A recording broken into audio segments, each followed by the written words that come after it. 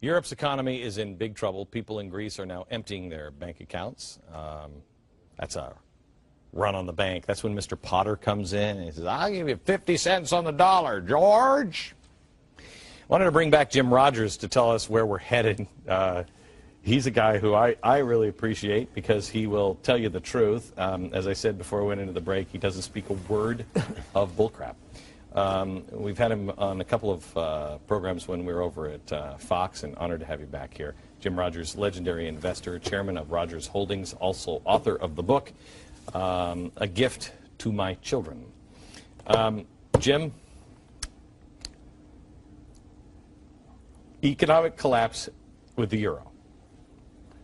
Will that lead to a recession?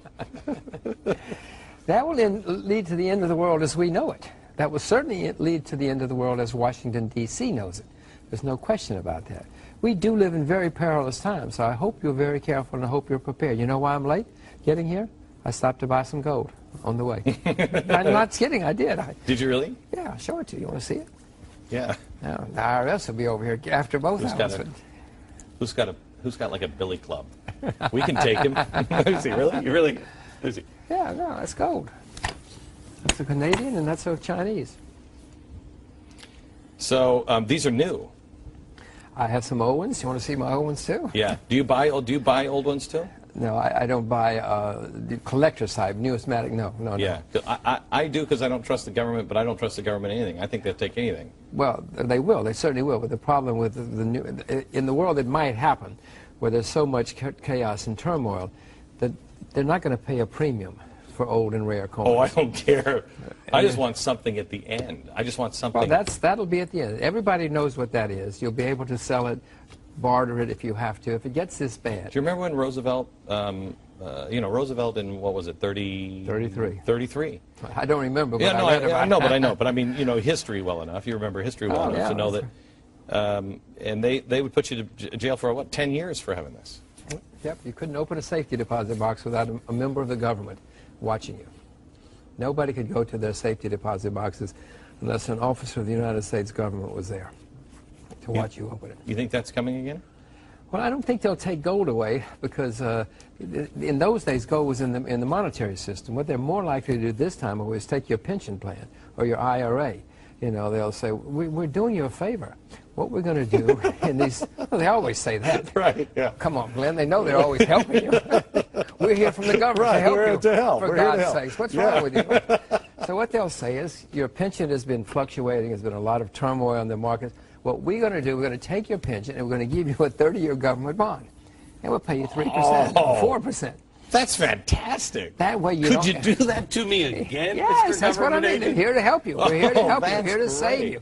Then you'll have the guarantee of the United States government bond, and you don't have to fluctuate. No, why do you it's say hard that for me way? I keep laughing. I know it's hard to say with a straight face. I've been, hedge funds are going up and they're just buying up farmland. Now, why would they do that? Well, because there's shortages of food coming, serious shortages of food coming, for a variety of reasons. Are you a conspiracy theorist? Because I've heard the government says these are all conspiracy theories. What, the people buying farms? Yeah, there's food shortages coming, that the government would... Glenn, first of all, the government says that because the farmers are Republicans, and the government doesn't like Republicans. No, but you must understand, food prices have been disastrous for 30 years. Agriculture has been a disaster for 30 years. The average age of farmers in America is 58. I think it's 62. All right, we'll split the difference. It's 60. All right. Whatever it is. In 10 years, they'll be 70. Right. The average age of farmers in Japan is 66. The average age in Australia is 58. The highest rate of suicide in England is among agricultural people. The highest rate of suicide in India, hundreds of thousands of farmers commit suicide every year. Why? Agriculture has been a disaster. People cannot make a living as a farmer. So they're starving or committing suicide or doing something else. In America, we have more people who study physical education than study agriculture. So what? Okay, so let's go through. Well, let me just finish. Two last sentences. So we're running out of farmers in the first place, and if the price of, because food prices have been so low, so the prices are going to go very high to attract in labor, capital, management, so that farmers can make a living again. What you should do if you get tired of TV is become a farmer. That's where the money's going to be. Oh, who says I'm not? All right. Take the average American through the difference and try to illustrate as much as you can. I tried to do it with grapes of wrath. Illustrate as much as you can the difference between a recession, how people will feel, a recession, a depression, and collapse. Well, a recession is when your neighbor loses his job. And a depression is when you lose your job. And collapse is when nobody has a job. And there are people foraging in the streets. Happened in Argentina 10 years ago. It happened in Germany in the early 20s. It never happened here. This is the United States of America. I try to say that. People actually say these things to me, Jim. It's crazy. It's never going to happen here. It's the United States of America. I'm like, oh. Well, we've had periods of great turmoil in the United States. Do you remember Cox's Army back in the 30s when a military reserve veteran led many soldiers, ex-soldiers, marched on Washington because they couldn't work. There was no money. Things were desperate. In the end, the government bought them off. But they had thousands, tens of thousands, scores of thousands of ex-soldiers marching on Washington, demanding that they get taken care of. I just bought an old book from the Civil War period, and it was a collection of things that people had done in the South. North and the South. Like the North had a hard time getting cotton. So how do we mend? How do we make our own fabric? What do we do? Medicines. What did they do? I mean, it's crazy stuff, but it has happened before here in America. It certainly has. In the war between the states. Do you remember the song about a greenback dollar? That's because they were issuing pretty worthless paper money. That was the Northern government was doing that. Do you remember the Continental? Do you remember the expression, ain't worth a Continental? Continental Dam? That was the currency. That was the Continental Congress issued Continental dollars, which became worthless. My gosh, I remember my grandfather saying that. It's not worth a Continental Dam. Well, that's what he's talking about. Yeah. That comes from American history. So when people say it can't happen here, it has happened. Do you remember the Everly Brothers, or somebody used to sing the song about not worth a greenback dollar? Don't Jim, give a damn. I'm 21 myself. I don't remember any of these things. Oh, well, okay.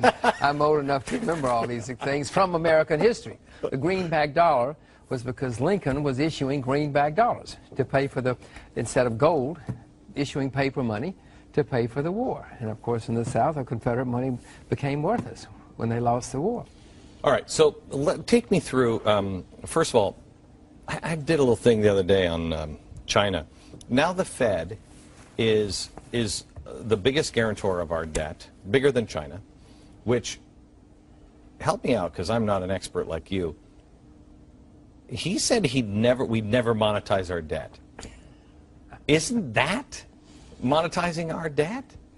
They've been buying our bonds. That's monetizing our debt. Right, Yes, okay, so Mr. Bernanke said on national TV that he would never monetize the debt. And they have. And they have. And then Right. actually somebody sort of tripped him up and said, aren't you monetizing this debt? And he said, yes. In effect, we're monetizing the debt. And they are. When the government buys our own bonds, Right.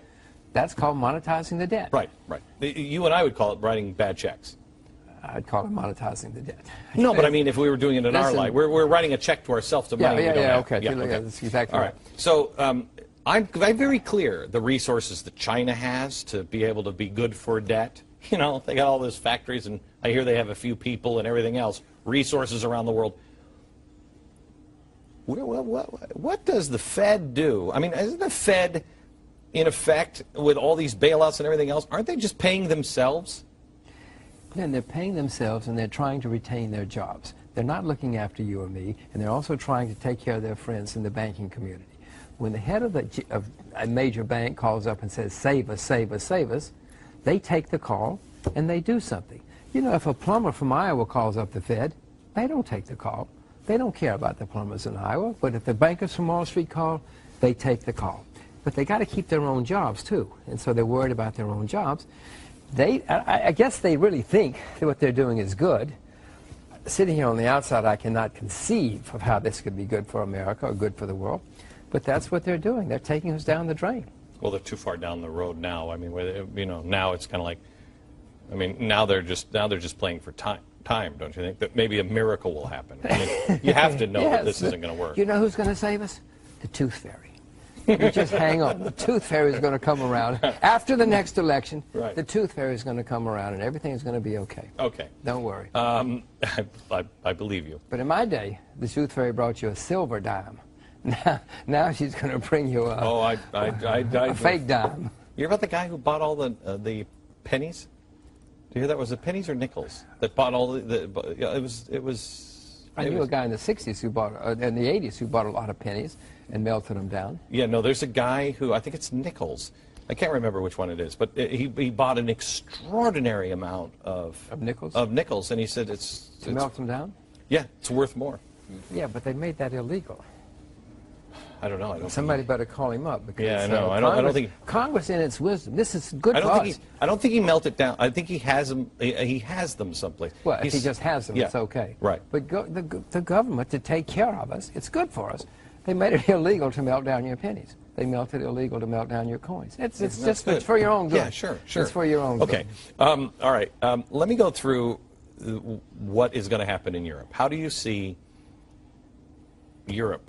Well, it's more the same, Glenn. What they're going to do, they're going to continue to push the problem. They hope to get through the next election, and if they can bail everybody out for a while, this is going to lead to disaster, mind you. What's going to happen is, well, first of all, you cannot solve a problem of too much debt with more debt. I mean, to me, it's just staggering that grown-ups can say something like that out loud. But they do. And you look at them, now, are they lying or are they just fools? In the end, I think they're just fools. I used to think they were lying. Now I think that they're really, literally fools. So it's going to pile I think they're up. Criminals. Well, that too. Some of them, foolish criminals. Some of them are definitely criminals. But what's going to happen is the debt's going to get higher and higher. Right now, you could solve the problem, but they're not. They're going to try to solve the problem by pushing it out to the future. Okay. Well, and eventually, wait. just you wait. Right. In one moment, in a minute, or in a few years. You from Texas? No, I'm from Alabama. From Alabama. I grew up in Alabama. You from Texas? I'm in about 7 days, but I'm not counting. I'm moving to Texas. Oh, are you? Well, yeah. Well, I listen. You remember when you were on Fox, and you were like, New York's going to melt down. Yeah. Oh, that's why you moved to Texas? I listened to you. Smart man. Yeah. Smart man. When I moved to Asia. I know. Well, I'm on my way. But eventually, the market's going to say to the Europeans, we're not putting up with this anymore. We're not going to lend you any more money. And then we're going to have, what did the Washington Post say? Then we're going to have a recession. Yeah. then we're going to have a recession. Okay. Okay? Right. When the market says to Europe and to America, we're not going to lend you any more money, then we'll have our recession. Okay. Back in just a second. Okay, Jim. Let's start with. You said a minute ago we could solve this problem. But you have a society in Europe and an increasing society here in America that doesn't want to solve it. The way to solve the problem is to everybody go, okay, this didn't work. It would have been nice if we could have had these big pensions and we could have the work play dates that we have and everything else, but it won't work. And we can't have the houses, we can't have the cars, we can't have this lifestyle. But nobody wants to admit that. So how do you fix this without civil unrest? Well, you're going to have civil unrest. You're going to have social unrest. We're already having social unrest, and you're going to have more of it for the very reasons you're saying, because the money's running out. Eventually, the money runs out, and somebody has to pay for it. You could, in Europe, right now, the Germans, most governments in Europe still have some credibility. And if they pulled everybody into a room and said, okay, this has not worked, you're going to fail, you're going to lose everything, you're going to lose a lot, you're going to stay in business. We're going to ring fence the system. Banks are still going to clear checks. Banks are still going to make savings accounts good. But we're going to have a lot of pain. A lot of people are going to lose a lot of money. But in the end, we'll come out of it. Now, you could still do that now. In 3 years, you won't be able to do it. Because the government, the market's going to say, we don't care, Mrs. Merkel. We don't believe you anymore. We won't give you any more money. And that's when you have the risk of systemic failure. That's when you have not a recession, not a depression, but you have a collapse of the system. How long do you think we have? I know this is the worst question because nobody knows. Nobody knows. I mean, it could happen It could happen in an event. A strike in Iran could make this thing collapse, right? Of course it could, Yeah. and would. Yeah. So anything could happen. But realistically speaking, can you give a window of any kind? I certainly don't see the world being as you and I know it in 2020.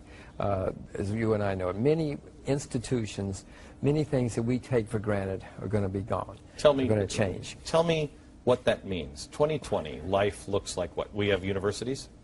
Some are going to be bankrupt. Some of the Ivy League universities will be bankrupt. I would Harvard? suspect that Harvard will be bankrupt. Harvard, I suspect, would be the first to go bankrupt. Why do you say that?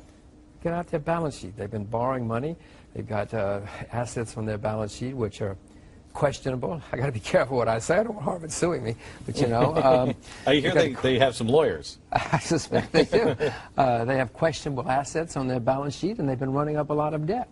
And they've got very high cost structures, very high cost to do business at Harvard. They guarantee their professors and their staff wonderful lifestyles. You know what it costs to go to Harvard now? Just to get in the door for 1 year? $53,000 US. That's for 1 year. That's just to get there. Doesn't include the beer, the transportation, the clothes, or anything else. So if you spend 4 years at Harvard, the rate prices are going up. What's it going to cost you? 300 grand? Why has education skyrocketed like that? Partly, I'd say largely, because the government put in all these programs, as you know, saying everybody should go to college. Well, I agree. College is good. I had a lot of fun at college. It was wonderful, and I would like to do it again someday in another life. But they made it essentially free for people to go to college, and so masses of people started going to college. And then the government made sure the professors had good lives. And so everybody, this whole system developed the same way the system developed with housing. You know, the government 20 years ago said everybody should have a house. Listen, I agree, everybody should have a house. But unfortunately, somebody has to pay for it. And the government said, okay, it doesn't matter if the person doesn't have good credit. You give him a mortgage anyway. And if you don't give him a mortgage, we're going to stop doing business with you. You remember those laws that they passed? Our Congress passed it. And our president signed it. America in 2020. Tell me what the average person's life is like. Well, our standard of living has been flattening for some time, as you know. Well, you can start seeing it go down. Food prices are going to go up a lot. I repeat, food prices are going to go up a lot. The government's going to blame it on you, by the way. They're going to blame it on evil speculators. They're going to blame it on everybody except the government policies, which are causing the problems. Food prices will be higher. The cost of just about everything will be higher. Interest rates will be higher. Go ahead. When you say the price of food's going up, I repeat, it's going up. What does that mean? Well, I don't know what a loaf of bread costs you right now, but suppose it costs you twice as much. New York, $47. and a cup of coffee costs you $14, right? That's not Starbucks. Yeah, that's just regular, coffee, yeah. regular stuff. And this stuff costs you who knows what. No, the price of everything you buy is going to go up a lot. Double, triple. I mean, what do you pay for grits? We're in New York. We don't have grits in New York. You don't have grits? No, we don't have grits. We don't have grits. Your standard of living is really going to be Yeah, I mean, I went in to buy I can tell you about ice cream. I think it was like $6 for having. I mean, New York is crazy. New York is crazy. Well, so you can't compare anything so in here. You're going to have much higher price. New York's going to be crazier and crazier and crazier, and I would suspect you'll have social unrest in New York. You've already started having social unrest in parts of the world. You've had governments fail. You've had countries fail. Write it down, Glenn. There are going to be more countries failing and more governments failing and a lot more social unrest. Because when the price of food goes, if the price of copper goes up, not many people know. If the price of sugar and wheat goes up, everybody knows that day, and everybody's unhappy. We're back with Jim Rogers. He's the chairman of Rogers Holdings and author of A Gift to My Children. And quite honestly, this has been a depressing few minutes watching the news with Jim Rogers. You think I'm bad. You're just like, this guy. Let's start here. At the top of the hour, we were playing this. This is the future of America. And you said, who did that? And I said, me. And he paused, and he didn't say anything for a while, and he said, What? Well, I said I'm afraid it's too late. You know, we're now the largest debtor nation, not in the world, in the history of the world, and our debts are skyrocketing at a geometric rate. They're going up at the rate of trillions of dollars a year. Nobody in Washington seems to understand or care, or certainly not doing anything about it, and it's getting worse. And worst of all, we are destroying in America the savers and investors. All the people who saved and invested all their lives are now getting zero on their savings. They're getting wiped out. And when a nation or a society destroys the people who save and invest, the people who do it right, in favor of the people who did it wrong, the spendthrifts, when you reward the spendthrifts and the layabouts, and you destroy the others, that really destroys your society from within. Jim,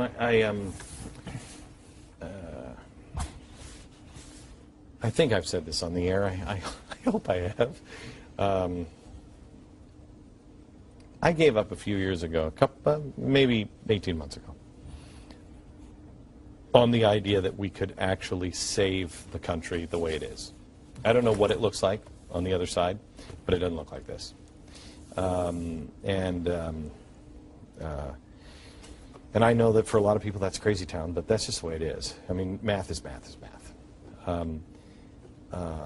But I do still have a belief that if you strengthen the American spirit, if you go back in and try to encourage ingenuity and entrepreneurship and common sense and thrift and all the things that we have destroyed along the way, there's a remnant that remains that can, please say yes, please say that there's a possibility that that's not too late, that you can restart on the other side. What of I'm the explaining collapse. is we're destroying all those people. We're destroying the people who go to school and study and Right. work hard and try to get good marks and then get a good job and pay off their debts and save their money. We're destroying those people at the expense of other people who don't care. Okay. Let me, you're probably going to say this is crazy right off the bat, but I'm trying to think, and I don't know how currency works. I have no idea how currency trading works.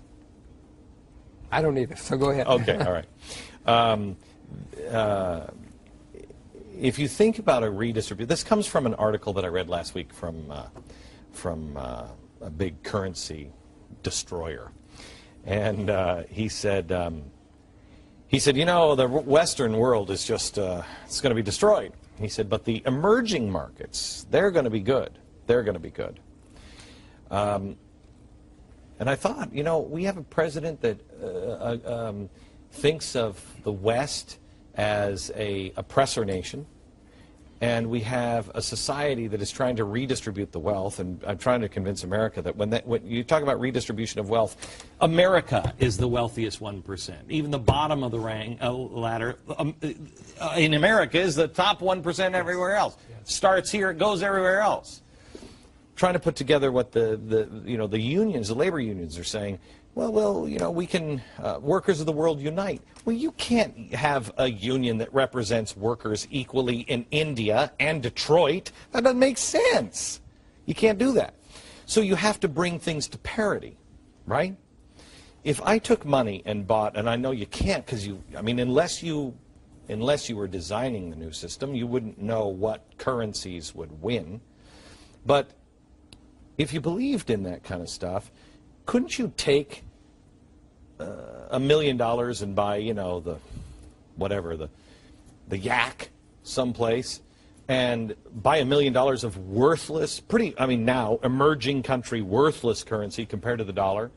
And if you knew which currencies were going to be relatively stable, couldn't you make a fortune that way? Absolutely. It's the same with anything else, though, Glenn. If you buy worthless land in rural Texas, where they discover oil, or they can farm, or it turns into a subdivision, you're going to make a fortune. There are currencies now that you can invest in. The U.S. dollar, listen, I don't like saying this. I'm an American citizen. I'm an American taxpayer. But I see what our government is doing to us. I told you before, they're destroying the people who save and invest at the expense of huge debts that are going higher and higher and higher. So what's the currency? Well, I do own the U.S. dollar at the moment. Well, there are currencies. Myanmar, Myanmar is at the same place. You want to look it up? Where is the Myanmar? Where is it? Sounds like some sort of a radish desert animal. It used to be called Burma. Remember Burma? It used to be called Burma. Myanmar, Burma, today, is where China was in 1978. They said, we've been wrong for the past 49 years. We were crazy. They turned socialist. They closed off to the outside world. They became crazy socialists, et cetera, et cetera. Burma in 1962. Matt, can I get a pen? I just want to write stuff. Go ahead. In 1962, Burma was the richest country in Asia. Burma was the richest country in Asia in 62. They closed off. They said, get out of here, the rest of the world. We don't want anything to do with the rest of the world. Now they're the poorest nation in Asia. There are sanctions against them by everybody in the West anyway. But now they've said it didn't work. And we're changing, just as China did in 1978. So if you want to find in one of those countries, you can go to Burma. You can buy that currency. There are things like that. Is it like China where the currency's closed and trapped? Semi right now. So you can go there and buy the currency if you want to. But you can't have that currency here. It's not convertible. No, it's not. Listen, first of all, until, what is this, December, until November, they had 5 or 6 different currencies in the country. It was a shambles. It was literally a shambles. There were, you could buy this from the bank and you could buy this from the black market. It was different kinds of currency. They're right now unifying the currency. So when I said semi, it's because they're just now getting a proper currency. This is a country that didn't even have a single currency 3 months ago. It was that much chaos. So you find a place like that that's a disaster, which is now opening up. You can make a fortune. You live in Singapore? Yes. Okay. Everybody I know that has, well, I don't know how much you're worth, but I imagine you're worth more than I am. I doubt it. But people that have real money have all said, Singapore, Singapore, Singapore, get your money out now, get it to Singapore, get over to Singapore if you can, because they say that it has a lot of the characteristics that America used to have. Is there any place in the world that's going to be untouched by what's coming? No. Look, America is the largest economy in the world. Europe, as an entity, is a bigger economy even than America. So when you have problems in the 2 largest economies in the world, everybody's going to be affected. Everybody. It doesn't matter whether you're Myanmar or Singapore or China. China. Do you think China will fall? Of course they will. Yeah. China sells to the rest of the world. So if China, I mean, let me ask you this. This is the last question. Last question. I'm having fun. I know what it's like being like at a party with me now.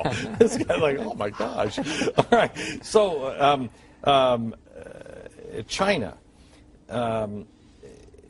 that starts to fall apart. I mean, you have, you're already on the verge of revolution over there. And nobody will talk about. The world always gets to a point similar to this. And after they've tried all these other little tricks, then somebody says, war, that'll pull us out. We headed for World War III? Probably. I'm not sure it'll be called World War III. I'm not sure how it'll work. But whenever we've had economic distress and turmoil, especially when we have it worldwide, people always get into wars. Now, we've had wars for a few thousand years. Nobody's ever been able to stop them. They're foolish. They're stupid. It's a waste of time. It's a waste of money. It's a waste of human being alive. It doesn't do any good for anybody. Even the winners lose wars in the end. So wars are no good. But politicians always got to blame somebody, and it's very easy to blame the foreigners. You know who they blame? They blame the bankers, because nobody likes successful people. They blame the foreigners, because the foreigners have strange languages, strange religions, strange food. They smell bad. Their food smells bad, those stupid, horrible foreigners. You know who else they blame? Journalists. You, because they say, well, if the journalists didn't write about these things and didn't talk about these problems, we wouldn't have problems. So they blame those 3 groups, and the next thing you know, there's a war. It's always happened that way. I'm not very in favor of war. As I say, it's not good, but somehow because I could do 2 of the 3 categories, but somehow I believe in this nation today, the Al Jazeera foreign journalist will be safe. Oh, you think so? Why? Because they're going to move? In the elite circles in this nation, yeah, they're already holding them up as as more sources of truth here in America.